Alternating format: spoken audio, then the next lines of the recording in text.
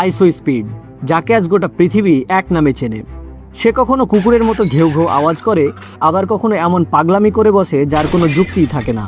তার ভক্তরাও তার থেকে কিছু কম না। ফুটেজটি দেখুন। এখানে স্পিড তার এক ফ্যানের সঙ্গে চিৎকার কম্পিটিশন শুরু করেছে।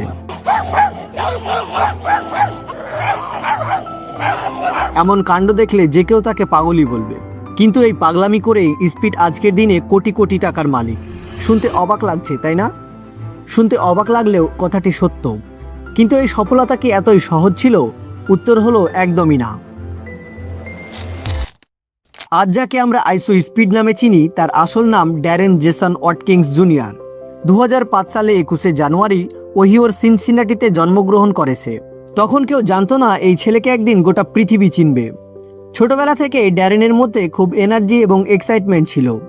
বাবা হলেন ড্যারেন ওয়াটকিন্স সিনিয়র এবং মা হলেন টিফানি গ্রিভার্স।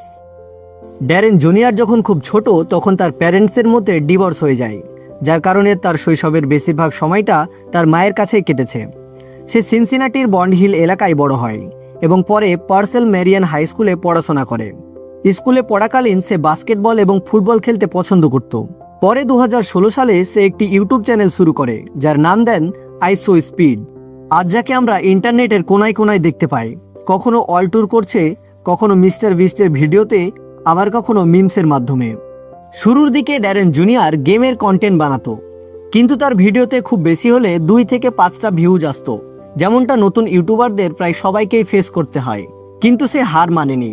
বেশিরভাগ মানুষ যেখানে হাল ছেড়ে দেয়, সেখানে স্পিড সেই একা ঘরে বসেই ভিডিও বানিয়ে গেছে। এইভাবেই সে কখনো চিৎকার করত, আবার কখনো আজব আজব কাজ করে বসতো।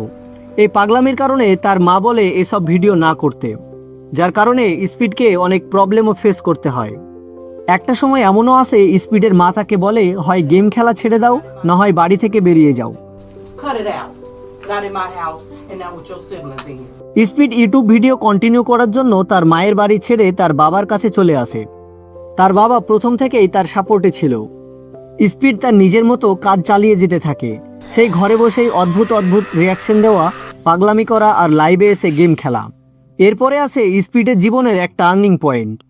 2021 সালে স্পিডের লাইভ স্ট্রিমের কিছু ক্লিপস টিকটক এবং আদার সোশ্যাল মিডিয়ায় দ্রুত ভাইরাল হয়ে যায়। আর সেই ক্লিপগুলো থেকেই আস্তে আস্তে মানুষ তাকে চিনতে শুরু করে, যেগুলো দেখে আপনি না হেসে পারবেন না।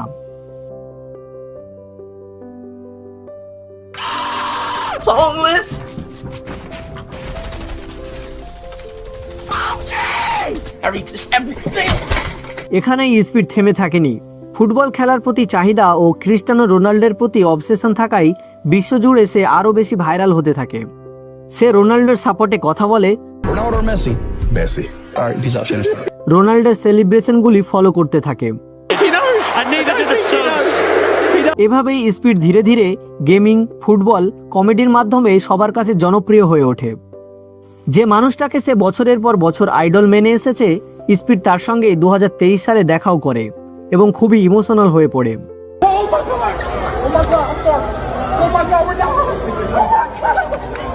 এই ভিডিওগুলি ভাইরাল হওয়ার পর থেকে স্পিডকে আর পিছনে ফিরে তাকাতে হয়নি। একের পর এক পৃথিবীর বিভিন্ন জায়গায় ঘুরে বেড়িয়েছে সে। যেখানেই যায় সেখানেই তাদের কালচার জানার চেষ্টা করে এবং এমন কিছু রিয়াকশন দেয় যা দেখে আপনি না হেসে পারবেন না।